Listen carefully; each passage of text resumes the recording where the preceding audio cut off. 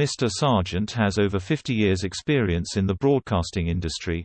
He is perhaps best known for his role as the BBC's chief political correspondent.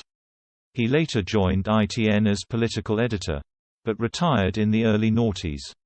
In spite of his retirement, Mr. Sargent still occasionally appears on TV screens. More recently, he opined on Meghan Markle and Prince Harry, who had been the subject of speculation following the confirmation that they would not be attending Prince Philip's memorial service. Speaking to Dan Wootton on GB News last month, Mr. Sargent described him as "just awful," and hit out at the "damage" he said they had done to the royal family. He said, "I think we should never hear from him again. I would just like to wake up and for someone to say, 'Who do you mean there? It's just awful, the pointless damage they've done. It's one thing to say they were treated unfairly. You know they weren't.'"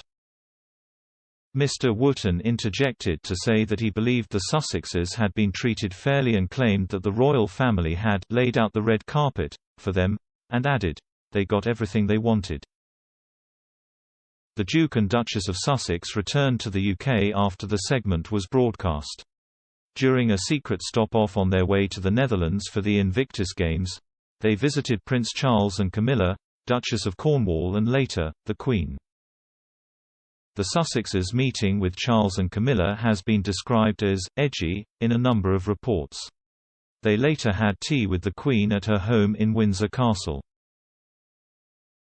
Harry spoke fondly of his reunion with his grandmother, telling NBC's Hoda Kotb, "It was great. It was really nice to see her. To be able to see her in some element of privacy was nice. IHADNT had the chance to go back the UK for couple of years apart from those two times, one for my grandfather's funeral and one for unveiling a statue of my mum." He added, "You know, Shusha's on great form.